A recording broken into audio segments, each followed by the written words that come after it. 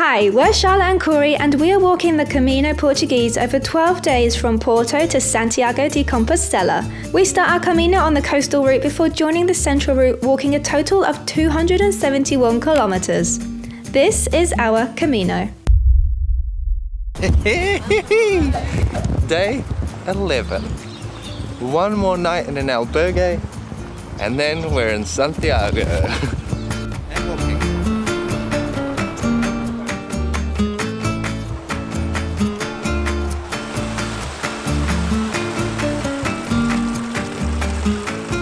This morning we said goodbye to the Albergue in Caldas de Reis. Yeah, it was so nice there, it was really nice. Maria, the hospitalero, was very friendly. She made me a nice coffee this morning and she told us that today is going to be flat. It's not flat. Maybe for her, I think she's done a few Caminos.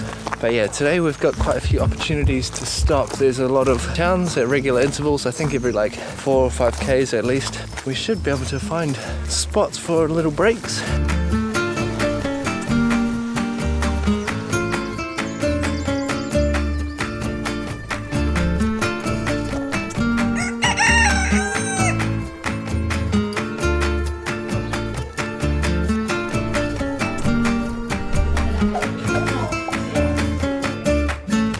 We've fallen into a cafe, the first one.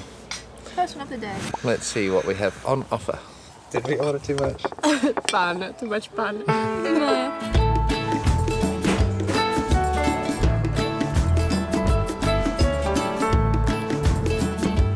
After leaving the cafe to continue our walk, we found ourselves meeting a lot of different animals. This then continued throughout the day, and it was so sweet to see.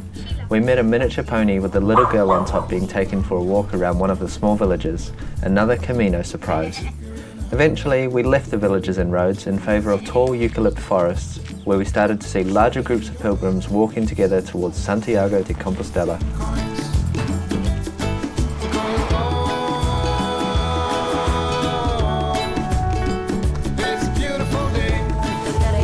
We must be getting close. A lot of people, a lot of pilgrims. Nice. The last 100 kilometers gets busy. I know for some people the groups can be a little bit overwhelming. I can see why. Just with such a large number of people and they're all talking, it's kind of taking away from the serenity, the quietness of just walking by yourself or with a couple of people. But if you do find yourself in a situation where there's a lot of people, you can always just take a little stop, like I've just done, let them pass, and then you can move on. Now I'm all alone.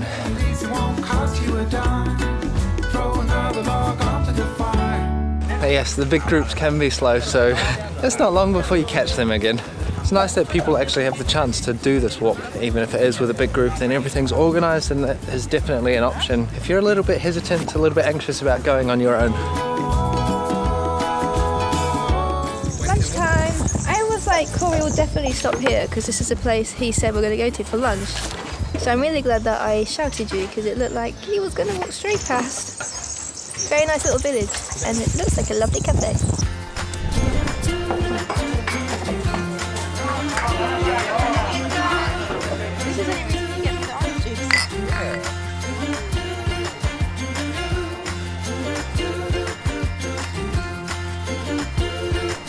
Well, we're less than 3 kilometers to Padron, and there you can pick up a special Padronia certificate.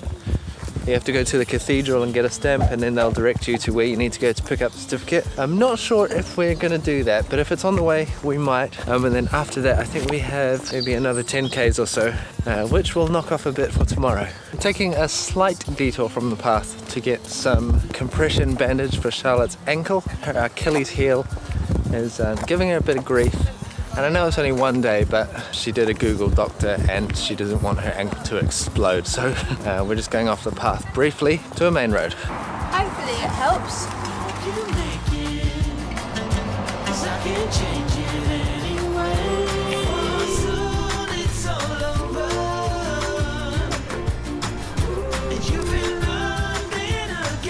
We're passing through Padron. It seems absolutely dead. It is 2:30. There's like a carnival being set up, arranged. It's all closed, but all the shops seem to be closed as well. So we're not going to stop here. The vibes are off.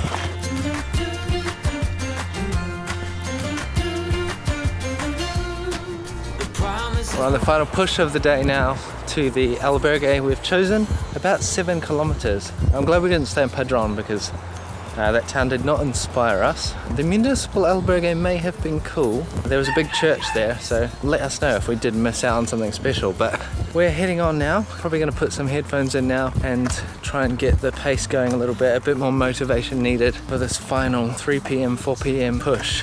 We have our groceries in our bag for dinner tonight. We did pick those up in Padron, so nothing more is needed than to just walk. Andiamo.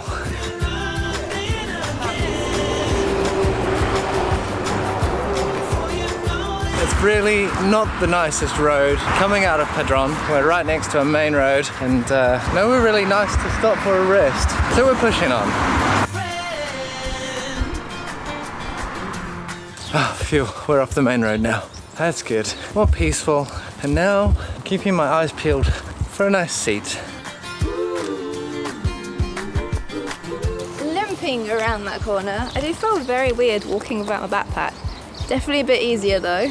But that sign says 22 860 I think, and I know our albergue is around the 17 kilometer mark, so we've got about 5k to go. It's 3:30. We'll get there about what, 4, 5-ish.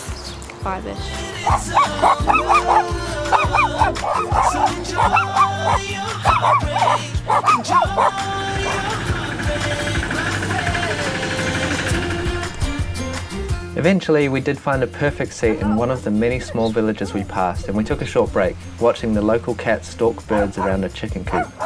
We continued our walk after a quick snack, and again we met a lot of dogs through the rest of our day.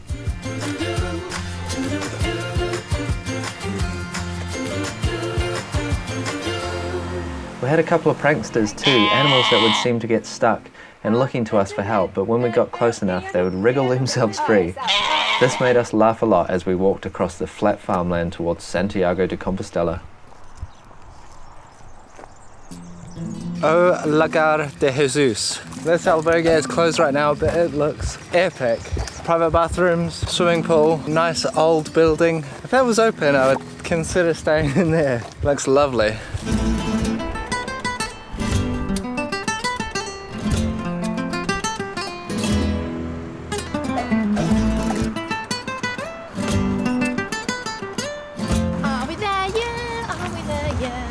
I think we're less than 3 kilometers. I hope it's closer to 2, but I think it's closer to 3.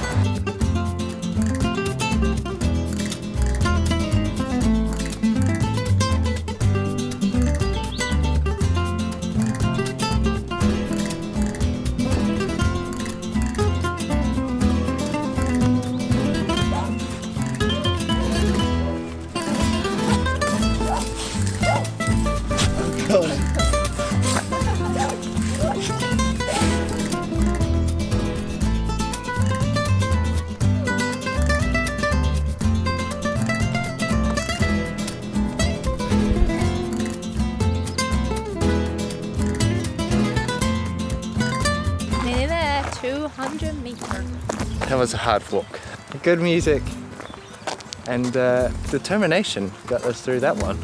We have one more hurdle to cross, a very busy road. Ready? After the red car. I can't run.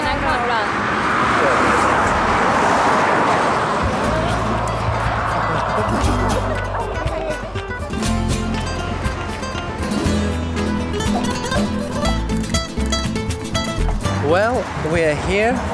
The rooms are quite nice. Looks like we have a nice outdoor area too. Oh my god, with a pool. Look at this. Woo, fantastico. Well, let's enjoy our last night on the Camino.